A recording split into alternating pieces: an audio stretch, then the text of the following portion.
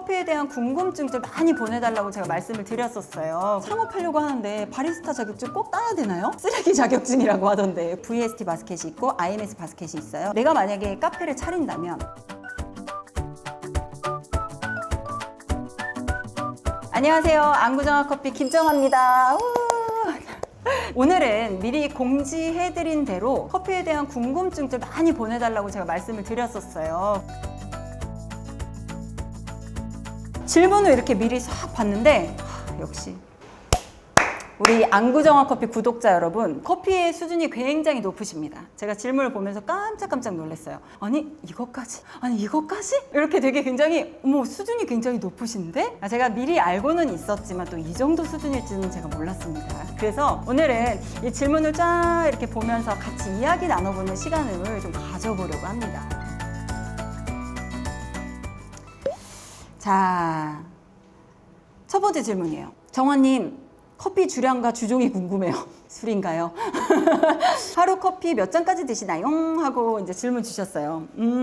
저는 최근에는 한 하루에 한두 잔 정도 마시는 것 같아요. 근데 테스팅을 봐야 한다든지 아니면 세팅을 해야 된다든지 새로운 곳을 갔는데 너무 맛있어서 여러 잔을 먹어보고 싶다든지 그러면 하루에 기본 한 3-4잔은 먹지 않나 라는 생각이 듭니다. 아침에는 주로 디카페인을 먹는 편이고요. 디카페인도 아침에는 주로 라떼를 좀 먹는 편이고 오후부터는 그 아메리카노 여러 잔 마셔도 사실은 별 큰 무리가 없더라고요. 제가 사실은 커피 공부를 하기 전에는 커피를 진짜 한 잔도 못 마셨었어요. 카페인이 안 받는 체질이었다고 해야 되나요? 근데 제가 커피 공부를 시작하면서 사실은 하루에도 막 10잔도 먹고 이랬던 것 같아요. 그렇게 계속 먹다 보니까 왜 여러분 아시죠? 술도 먹다 보면 는다고. 커피도 마시다 보면 늡니다. 이제는 커피 한 3-4잔 먹어도 잠을 잘 잡니다. 이 질문 진짜 많이 하세요. 카페에 창업하려고 하는데 바리스타 자격증 꼭 따야 되나요? 쓰레기 자격증이라고 하던데 고민입니다. 바리스타 자격증이 사실은 딱 나라에서 지정한 이제 공식적인 자격증이 아니다 보니까 민간 자격증이 굉장히 많아요. 그래서 국내 자격증 같은 경우는 협회에 따라서 자격증이 다 다르고요.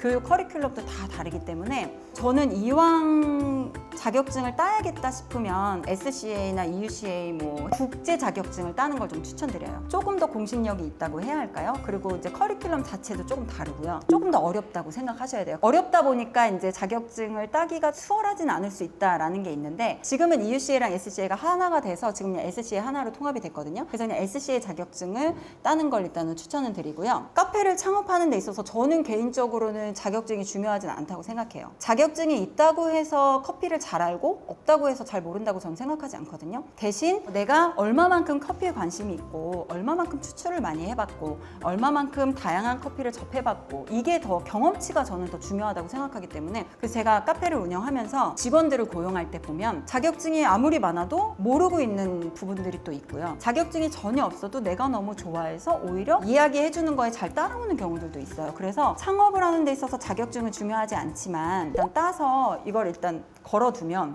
여기는 자격증 사장님 이렇게 하셨네요? 이런 거는 좀 있을 수 있겠죠. 손님들이 사실 대부분 카페 사장님이 자격증이 있는지 없는지를 관심이 별로 없습니다. 얼마나 맛있게 커피를 내리냐가 더 중요하기 때문에 커피 관련 자격증 다 취득하신 걸로 아는데 총 몇 년 걸리셨나요? 저는 커피 공부를 할 때 커피 공부만 되게 집중적으로 했던 것 같아요. 그래서 카페를 운영하면서 또 이후에 공부했던 것들도 있어서 그거를 어느 정도 한 10몇 개 딸 때까지는 한 1년 정도 생각했던 것 같아요.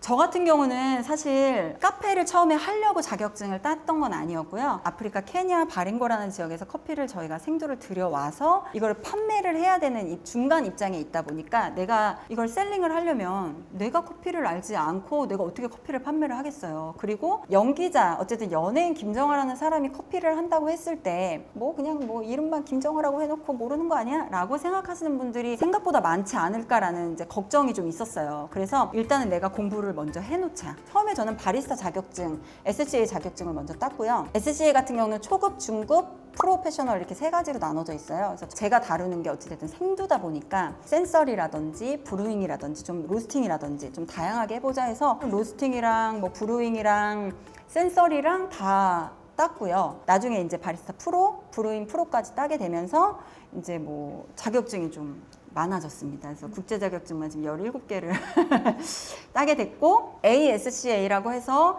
이제 아시아권에서 인정되는 SCA 자격증의 그 인스트럭터 자격증까지 제가 갖고 있어서 제가 직접 자격증을 또 발급해 드릴 수 있는 이제 그런 위치까지 되어 있고요. 지금 근데 저는 사실 계속 배우는 단계예요. 저도 어찌됐든 트렌드에 뒤처지지 않게끔 제가 커피를 따라가야 하는 상황이라고 저는 생각을 하고, 꾸준히 내가 자격증과 상관없이 새로운 방법이 있어? 내가 몰랐던 일들이 있어? 뭐 커피에 대한 정보가 있어? 하면 저는 그거를 얼마든지 배우고 공부해야 된다라고 생각을 해요. 그래서 꾸준히 공부하는 거는 저는 너무 좋은 것 같아요. 정한님은 집에서 커피를 어떻게 드시나요? 머신, 드립, 모카포트? 혹시 머신이 있으시면 어디 거 쓰시나요? 소장 중인 장비나 아이템이 궁금해요 라고 질문 주셨어요. 오늘 제가 그래서 제가 집에서 직접 좀 사용하는 머신들을 좀 소개해 드리려고 갖고 와봤어요. 제가 한번 보여드릴게요. 자, 이것만 보셔도 아시는 분은 아실 겁니다. 이 드립포트가 있다는 거는 이제 드립을 집에서 해먹는구나 라고 생각을 하실 텐데, 이 드립포트를 브루잉 이제 프로 자격증 딸 때까지 이걸 썼어요. 이 브랜드를. 얘는 색깔도 굉장히 다양하고 어디에 놔도 인테리어 효과를 좀 줄 수 있는 브루이스타 드립포트거든요. 얘는 20만 원대면 살 수 있어요. 저는 주로 집에서 브루잉을 해서 먹는 편인데요. 브루잉 중에서도 핸드드립을 많이 해먹는 편이에요. 드립포트가 꼭 있어야 하고, 드립포트랑 또 필요한 게 그라인더인데요. 어바닉이라는 이제 그라인더예요. 근데 사실은 이쪽에 있는 작은 그라인더가 제가 이제 브루잉 자격증 딸 때부터 저희 집에서 제가 사용했던 머신이고, 얘 같은 경우는 한 20만 원대에 구매를 하실 수 있는데, 잘 갈리고 그라인더 날에서 열을 발산하는 것도 그렇게 많지는 않아요. 분쇄도를 조절했을 때 그런 편차가 많이 없는 편이고, 아무래도 이제 좀 작은 머신이다 보니까 미분이나 이런 발생이나 이제 체프 같은 것들이 잘 보이는 경향들이 좀 있기는 해요. 그냥 집에서 내가 편안하게 핸드드립 하고 싶다 하시는 분들한테 너무 추천해드리고 싶은 머신이고, 얘랑 동급으로 이제 많이 구매하시는 게 이제 페이마라는 이제 작은 그라인더, 얘랑 크기도 비슷하고 얘랑 스펙도 비슷한 아이가 있어요. 그래서 요거나 페이마 둘 중에 하나를 저도 고민하다가 이제 어바닉이라는 브랜드를 선택을 했는데, 근데 얘를 사고 나니까 나는 집에 1그룹짜리 머신이 있는데 에스프레소로도 내리고 싶어 라는 이제 니즈들이 좀 있을 수 있을 것 같아서 제가 또 구매했던 게 이게 이제 조금 더 높은 스펙의 이제 그라인더인데, 드립도 가능하고 에스프레소도 가능해요. 그래서 나는 핸드 드립도 내리고 에스프레소도 쓰고 싶어 하시는 분들한테 좀 추천해드리고 싶은 머신인데, 제가 이거를 직접 사서 매장에서 사용하는 머신으로 이제 추출을 해봤는데 굉장히 추출이 잘 되고요. 이제 포터필터 거치대까지 이렇게 같이 옵니다. 그래서 이제 내릴 수 있도록 되어 있고요.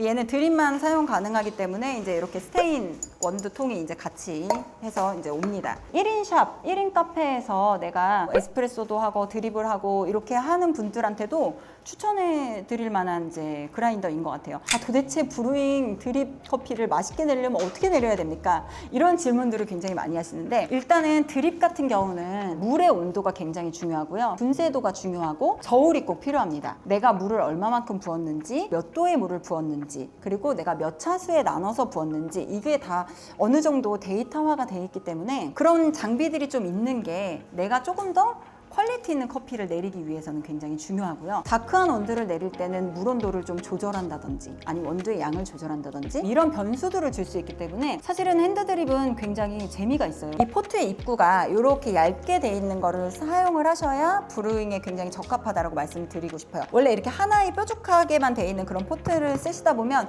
내가 유량 조절을 하기가 굉장히 힘들어요. 그래서 나는 조금만 부으려고 했는데 확 부어졌어. 그러면 이제 폭망.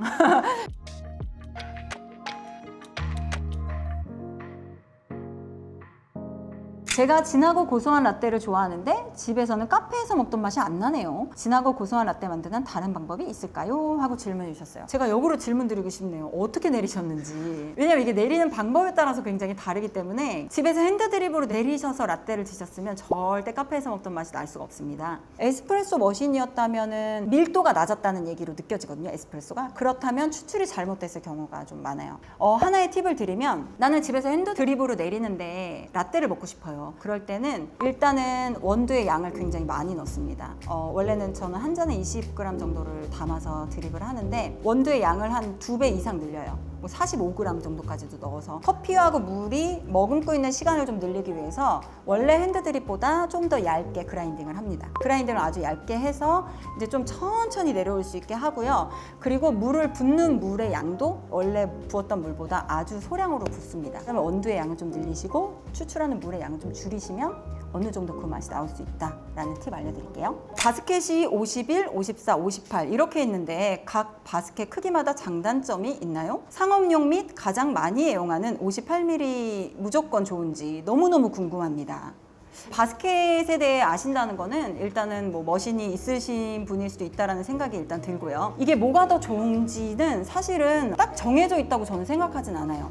그 머신에 맞는 사이즈가 있다고 저는 생각을 하고요. 그 머신의 스펙에 따라서 사이즈가 나눠져 있는 게 아닐까라는 생각이 들어요. 사실 이 바스켓은 좀 다양해요. 머신 자체에 나오는 바스켓도 굉장히 많고 주로 51, 54, 58 이건 뭐냐면 사이즈를 얘기하거든요. 사이즈가 내가 51mm냐, 53mm냐, 58mm냐에 따라 다른데 주로 상업용 머신은 58mm 바스켓을 사용을 합니다. 포토 필터가 있으면 거기에 바꿔서 끼워서 쓸 수 있는 액세서리들이 58mm가 가장 다양하다고 생각하시면 되고요. 바스켓도 두 종류가 있는데 뭐 VST 바스켓이 있고 IMS 바스켓이 있어요. 근데 이거는 용도에 따라서 바꿔 쓸 수 있게 이렇게 하부의 모양이 다르거나 그 타공 개수가 다르거나 이게 굉장히 다양해요. 내가 만약에 카페를 차린다면 몇 그램의 원두를 사용하고 어떠한 바스켓을 초이스하고 그 초이스한 바스켓과 내가 어떤 원두를 사용해야 잘 맞는지 이게 다 연관성이 있거든요. 그래서 이 부분은 제가 조금 더 나중에 디테일하게 다뤄보면 어떨까 싶어요. 어떤 브랜드의 원두를 좋아하세요? 브랜드 사실은 저는 커피는 브랜드를 따지진 않는 것 같아요. 품종이라든지 지역을 따지지 나는 뭐 스타벅스만 좋아해, 블루보틀 원두만 좋아해, 뭐 프리츠 원두만 좋아해. 전 그런 거는 딱히 없어요. 에티오피아를 사느냐, 뭐 브라질을 사느냐, 혹은 블렌딩을 사느냐. 근데 블렌딩 같은 경우도 뭐가 들어가 있느냐 이제 이걸 따져보는 거죠. 그래서 특별히 브랜드는 고집하는 건 없다. 네, 알려드리고 싶고 커피 원두가 여러 나라에서 생산이 되는 걸로 알고 있습니다. 각 나라에서 생산되는 원두로 똑같은 로스팅을 했을 때 맛 차이를 알고 싶습니다. 자, 각 나라가 굉장히 다양합니다. 각 나라에서 생산되는 생두 자체에서 맛은 이미 어느 정도 결정돼서 나옵니다. 브라질이나 콜롬비아나 특수 가공이 아닌 이상에는 약간 고소함에 추진되는 원두가 맞고요. 케냐나 에티오피아나 뭐 이런 데는 향미나 산미 위주의 원두일 경우가 많습니다. 인도네시아나 뭐 베트남 이런 데는 로부스타가 굉장히 많기 때문에 연유라든지 단 거를 섞어서 먹었을 때 오히려 더 풍미가 살아날 수 있는 이제 원두일 확률이 높고요. 동일하게 로스팅을 했을 때라고 한다면 어느 지역은 맛이 없게 로스팅이 될 수 있을 것 같고 어느 지역은 맛있게 로스팅이 될 수 있을 것 같아요. 그래서 각 지역마다 로스팅의 포인트가 달라질 수밖에 없다. 그래서 유동적으로 생각을 해야 되는 게 맞는 것 같아요. 그리고 여러분들 혹시 집에서 로스팅을 하시거나 홈 바리스타 중에 로스팅을 하시는 분들이 있으시다면 생두를 구매하실 때 거기에 어느 정도 정보들이 다 나와 있습니다. 뭐 모이스처라든지 아니면 밀도라든지 이런 부분들이 나와 있기 때문에 그런 것들을 꼼꼼하게 확인하시고 이제 초이스를 하신다면은 맛을 정확하게 발현을 할 수 있는 확률이 좀 높을 것 같아요. 똑같은 로스팅을 했을 때라는 것 자체가 조금 어려울 수 있다라고 이제 말씀드리고 싶어요. 로스팅 정도에 따라서 산미가 풍부하냐 혹은 다크하냐 변화를 줄 수 있나요? 원래 태생 자체가 산미가 있는 생두냐 없는 생두냐 가공 방법 자체가 단맛이 나느냐 안 나느냐가 로스팅 전부터 정해져 있습니다. 사실 어느 정도는. 대신 그거를 얼마나 발현시키느냐는 로스팅에서 이제 하게 되는 거죠. 그래서 생두가 되게 중요하고요. 로스팅도 굉장히 중요하고요. 바리스타도 중요합니다. 생두는 너무 좋은데 로스팅에서 그 장점을 못 살렸어요. 그러면 바리스타가 아무리 맛있게 내려도 그 장점은 온전히 살리지 못하는 거죠. 생두도 너무 좋고 로스팅도 너무 적절히 잘 됐어. 바리스타가 진짜 못 내렸어요. 그러면 또 원래 본연의 커피의 맛을 느낄 수 없는 거죠. 그래서 저는 이 세 개의 조합이 너무 중요하다라는 생각이 들어요. 단순히 로스팅만으로 모든 것들을 해결할 수는 없다라는 거 알려드리겠습니다. 원두 컵노트에 적혀있는 플레이버는 느껴지는 순서대로 적어놨을까요? 플레이버 대부분 이제 원두 사셨을 때 컵노트라고 해서 밑에 뭐 건자두, 흑설탕, 카카오 뭐 이렇게 적혀있을 거예요. 근데 이거는 순서대로 적어놓은 건 아니에요. 우리가 먹었을 때 느껴지는 모든 이제 플레이버를 적어놓은 건데 앞쪽에 있는 이제 플레이버들이 좀 주된 향미일 수는 있겠죠. 플레이버를 저는 한 번씩 꼭 보라고 말씀을 드리긴 하는데 보고 먹잖아요. 그러면 또 다른 맛이 느껴집니다. 뭐 사람마다 이제 역치라고 해서 잘 느껴지는 맛들이 있고 안 느껴지는 맛들이 또 있을 수 있어요. 컵 노트라는 것 자체는 이제 커핑이라는 걸 진행을 하는데 이거는 한 사람이 하지 않습니다. 여러 명이서 같이 해서요. 거기에서 취합되는 향미를 적어 놓은 거예요. 공통적으로 느꼈던 향미들을 적어 놓은 거기 때문에 주로 이런 맛들이 느껴진다라는 거예요. 그래서 그걸 참고하시면 좋을 것 같아요. 커피에 약간의 기름때가 있는 게 좋은 거라던데 맞나요?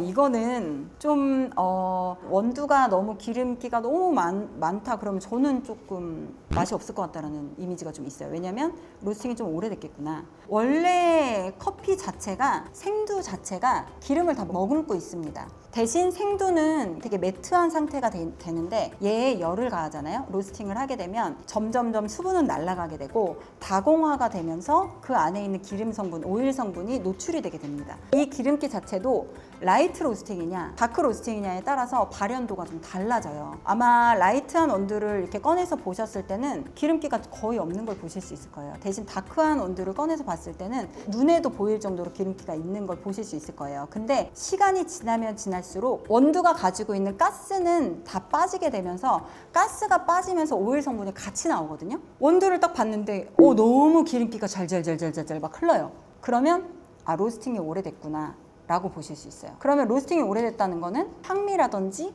맛에서 조금 원래의 맛보다 좀 떨어질 수 있다는 걸 볼 수 있어요. 저는 가끔 카페에 가면 그라인더의 호퍼도 봅니다. 한 번씩. 그라인더 청결 상태가 어떤지도 한번 보고요. 왜냐면 이거를 오래 그냥 방치해 놨는지 아니면 관리를 잘 했는지에 따라서 커피의 그 애프터가 좀 정해지는 것 같아요. 좀 깔끔하게 떨어지느냐 아니면 잔미가 더 느껴지느냐도 영향을 미칠 수 있을 것 같고요. 알리스타 창업하려면 얼마가 드나요? 네, 실질적인 질문을 해주셨습니다. 네. 인테리어 비용 포함 그리고 또 장비 다 포함해서 대략 한 50평 기준을 봤을 때 근데 이 베이커리라는 게 득이 될 수도 있고 실이 될 수도 있습니다. 8호점 가맹점까지는 대표님이면 언니는 부자이신가요?